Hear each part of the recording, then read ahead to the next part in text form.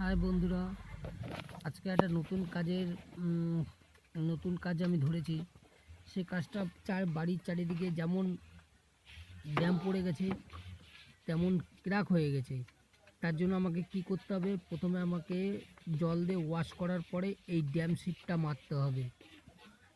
এই ড্যাম শিটটা মারার পরে যেখানে ফাটল আছে, এই যে দেখো কীরকমভাবে ড্যাম পড়েছে, তোমরা একটু দেখো। আর যেসব জায়গা ফেটে গেছে সেসব জায়গা ক্র্যাকসিল লাগানো হয়েছে।